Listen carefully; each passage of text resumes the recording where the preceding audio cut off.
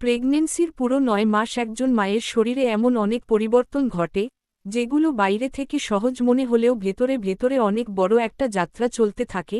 প্রথম মাস থেকেই শরীরে হরমোনের পরিবর্তন শুরু হয়।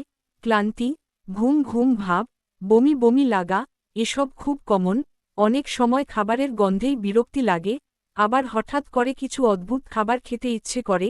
দ্বিতীয় ও তৃতীয় মাসে এই বমি আর দুর্বলতা আরও বেড়ে যেতে পারে। মুড সুইং হয়, হঠাৎ হাসি আবার হঠাৎ কান্না। সবই স্বাভাবিক, কারণ শরীর নতুন জীবনের জন্য নিজেকে তৈরি করছে।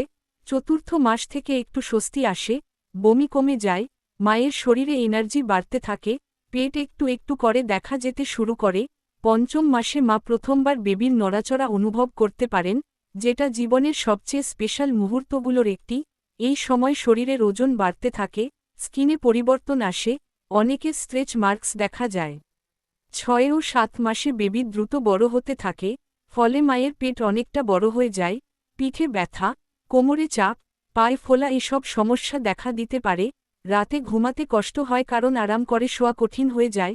শ্বাস নিতে একটু কষ্ট হতে পারে কারণ বেবি উপরের দিকে চাপ দেয়। ৮ মাসে এসে শরীর আরও ভারী লাগে, হাঁটা চলা করতে কষ্ট হয়, ক্লান্তি বেশি থাকে। অনেক সময় ব্র্যাক্সটন হিক্স কনট্রাকশন বা হালকা ব্যথা অনুভব হতে পারে, যা শরীরকে ডেলিভারির জন্য প্রস্তুত করে। ৯ মাসে এসে মা সম্পূর্ণভাবে ডেলিভারির জন্য প্রস্তুত হন।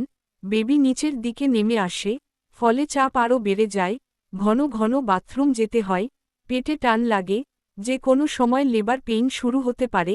এই পুরো যাত্রায় একটা জিনিস খুব গুরুত্বপূর্ণ: নিজের যত্ন নেওয়া, সময়মতো পুষ্টিকর খাবার খাওয়া, পর্যাপ্ত পানি পান করা, নিয়মিত ডাক্তারের চেকআপ করা, আর মানসিকভাবে শান্ত থাকা, কারণ মায়ের প্রতিটা অনুভূতি বেবির উপর প্রভাব ফেলে।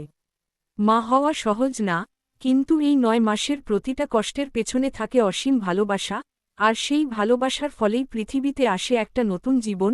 তাই সব মায়েদের জন্য অনেক শ্রদ্ধা আর ভালোবাসা। আপনার এই যাত্রা সত্যিই অসাধারণ।